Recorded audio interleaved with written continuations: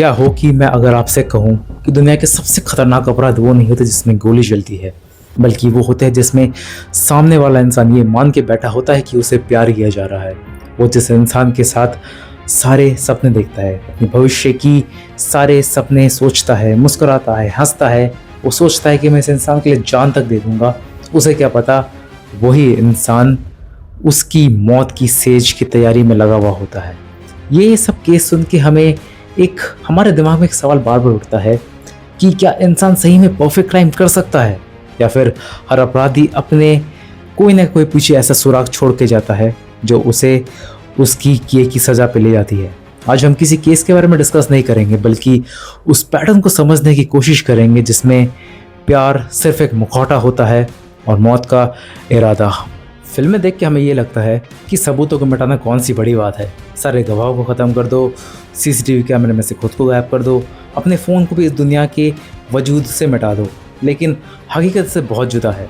देखो, जो सबूत है वो सिर्फ फिंगरप्रिंट नहीं होते, वो होते इंसान का बिहेवियर, उसके बोलने का तरीका, उसका लहजा, उसके हाथ पैर चलाने के तरीके, उसकी जो पर्सनालिटी है उसमें कुछ अजीब सापन दिखता है आपको। और ख़ासकर अभी इस साइबर युग की दुनिया में हम बहुत सारी चीज़ों को रिकवर कर सकते हैं, इसलिए अपराध से बच पाना अभी मुश्किल ही है। लेकिन सबसे बड़ा सबूत होता है इंसान का मन।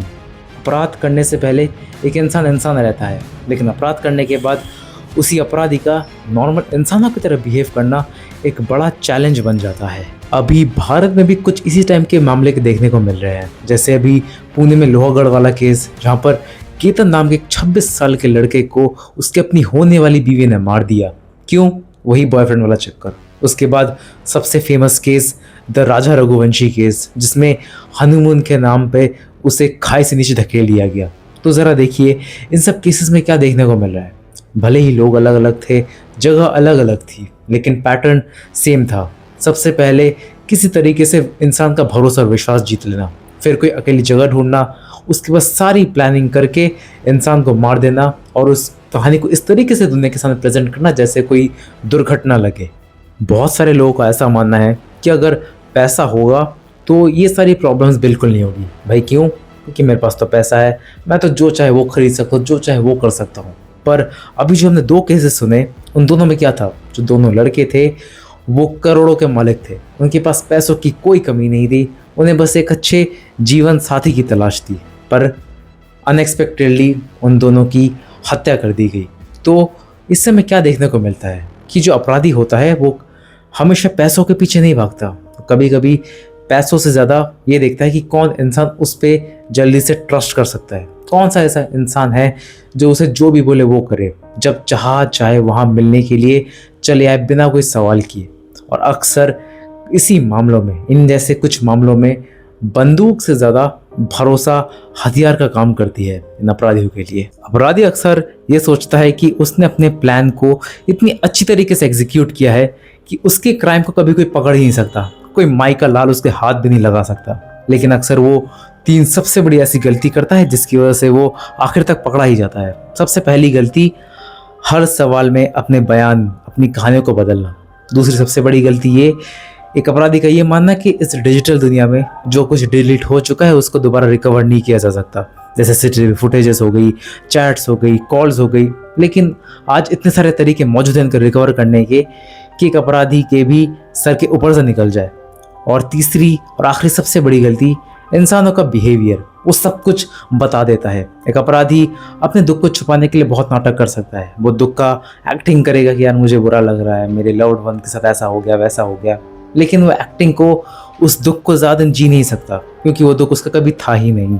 इसी वजह से जितनी भी बड़ी बड़ी इन्वेस्टिगेटिव एजेंसियां हैं, उस सबूतों के बाद सबसे बड़ी दूसरी चीज़ को देखती है, इंसानों का बिहेवियर कैसा है उस केस के प्रति, उस सिचुएशन के प्रति।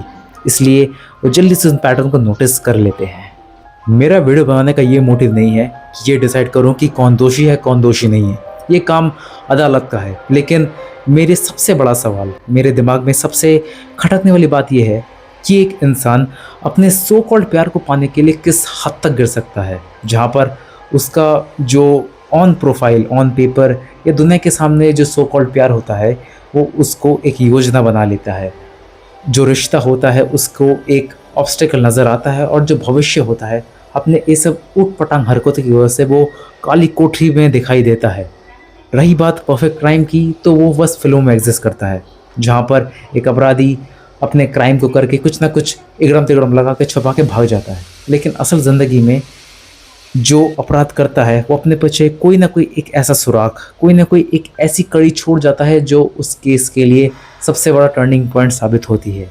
इसलिए मुझे लगता है कि कहीं ना कहीं अब हम सबको इस बारे में और ज़्यादा जागरूक और ज़्यादा सतर्क होने की ज़रूरत है।